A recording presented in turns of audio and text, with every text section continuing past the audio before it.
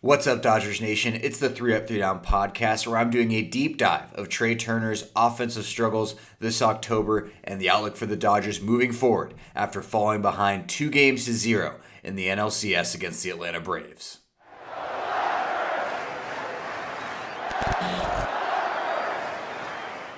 Welcome back to the 3 Up, 3 Down podcast. My name is Eric Yulo, your host for this 5-minute Dodgers Nation production. You can find me on Twitter and Instagram. That is at EEULAU. I'm recording this Sunday night right after the Dodgers have lost their second straight game to the Atlanta Braves in walk-off fashion in the NLCS. The series going back to Los Angeles with the Dodgers down 2-0. Twitter's going nuts. Reddit's going wild. A lot of finger pointing at Dave Roberts for how he handled the bullpen during Sunday night's loss. But I don't think you can have the conversation about why this Dodgers team is down 2-0 without talking about how bad the offense has been and how big a role that Trea Turner has played in how bad the offense has been.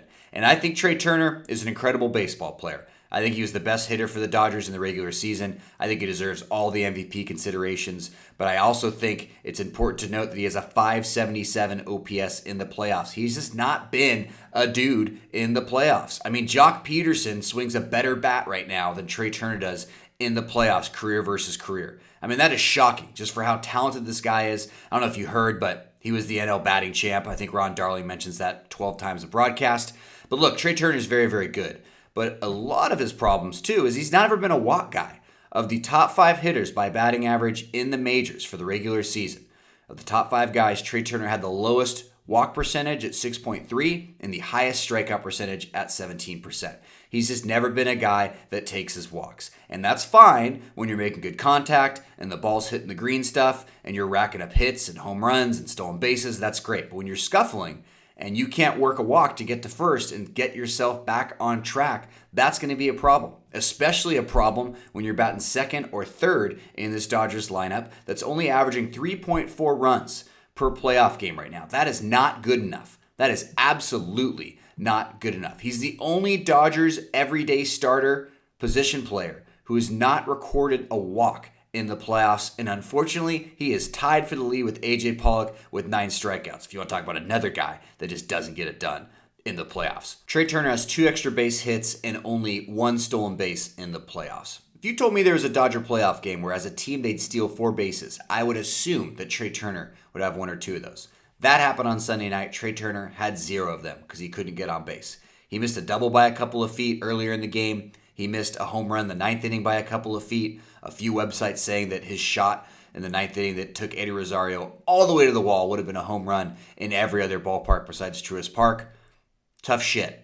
They weren't playing at any of those stadiums. I'm sick of it would have been a home run at 18 other stadiums stat. Well, guess what? They were playing at Truist Park that night. You just got to deal with it. He can get it going. He can refine his groove, but he's going to have to. And something he's going to have to do to get there is identify breaking pitches on strikeout counts. 6 of his 9 strikeouts this playoffs are on either changeups or sliders. Only 3 are on fastballs. They're attacking him middle and middle low. Now, Trea Turner, all the talent in the world. He can start hitting and get this offense back on track, but he's a big reason why this team is only averaging 3.4 runs per game this playoffs. I still believe this team has the ability to come back for the second straight year and beat the Atlanta Braves in the NLCS and punch their ticket to their second straight World Series. It just feels like the pitching staff is doing everything they can to keep this team competitive, and the offense just hasn't got the job done.